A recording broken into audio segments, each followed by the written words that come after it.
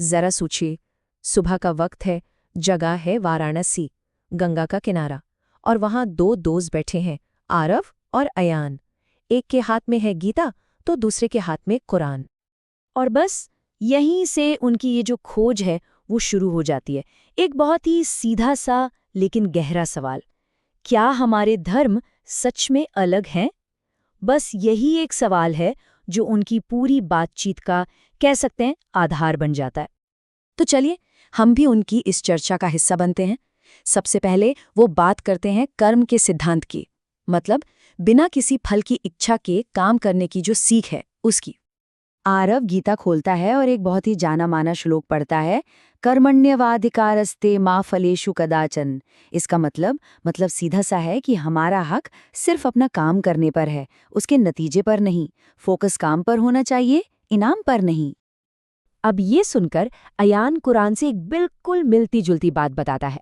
वो कहता है कि जो भी अच्छा काम करेगा उसका फल, उसका इनाम अल्लाह के पास सुरक्षित है।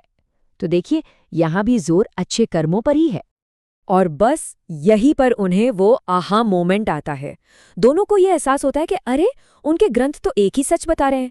गीता कह रही है तुम्हारा हक सिर्फ कर्म पर है, और कुरान कह रहा है फल तो रब के पास है। मतलब बात तो एक ही हुई ना, कि बस अपना काम करो, फल ऊपर वाले पर छोड़ दो। अच्छा, तो कर्म वाली बात तो साफ हो गई।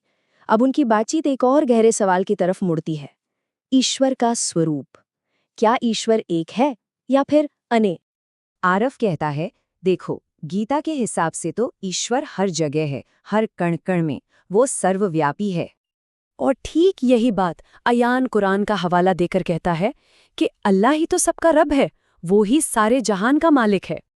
फिर वो दोनों एक पल के लिए चुप हो जाते हैं और अपनी आसपास की आवाजों को सुनते हैं। एक तरफ से मंदिर की घंटी की टन-टन सुनाई देती है, तो दूसरी तरफ से मस्जिद से आती अजान की गूंज। और उन्हें एहसास होता है कि ये दोनों आवाजें एक ही आसमान के नीचे मिल रही हैं। ऐसा लगता है मानो एक ही ईश्वर, एक ही खुदा दो अलग अलग जबानों में पुकार रहा हो।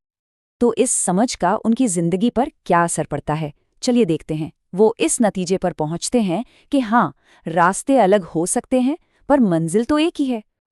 जैसे जैसे शाम होती है, एक खूबसूरत मंजर देखने को मिलता है। आरव प्रार्थना के लिए एक दिया जला रहा है और उसी वक्त अयान दुआ में अपने हाथ उठाए हुए है। देखिए, तरीके अलग अलग हैं पर दोनों के दिल में जो भावना है वो एक ही है, भक्ति की। और यहीं से उनका विश्वास और पक्का हो जाता है कि हमारे रास्ते भले ही अलग हों पर मंजिल हम दोनों की एक ही है, ईश्वर का प्रेम। बस यही तो है उनकी एकता का असल मतलब। और जानते हैं, जो चीज़ एक शाम की प्रार्थना से शुरू हुई थी वो अब धीरे धीरे एक खूबसूरत पहल में बदल जाती है। हर जुम्मे और हर रविवार को ये दोनों दोस्त साथ बैठकर गीता और कुरान पढ़ते हैं और फिर धीरे धीरे आसपास के लोग भी उनके साथ जुड़ने लगते हैं। अब उनकी ये जो पूरी यात्रा थी, इसका नतीजा एक बहुत ही कमाल के आइडिया में निकलता है। वो आइडिया है संवाद से समाधान। वो इस सोच को, इस जगह को एक नाम देते हैं, संवाद मंदिर। और ये कोई ईंट और पत्थर से बनी बिल्डिंग नहीं है, नहीं, ये तो एक विचार है। गंगा किनारे एक ऐसी खुली जगह जहां हर मजहब, हर दिल का स्वागत है, जहां लोग सिर्फ बात नहीं करते बल्कि एक दूसरे को समझते हैं। तो आखिर में इस पूरी कहानी से क्या निकल कर आता है? एक बहुत ही सीधी और सच्ची बात कि धर्म अलग नहीं है। अलग अलग शब्दों में उनका मतलब एक ही है, प्रेम, शांति और इंसानियत। और ये कहानी एक सवाल भी छोड़ जाती है, क्या हम सच में उतने अलग हैं जितना हमें बताया या सिखाया जाता है?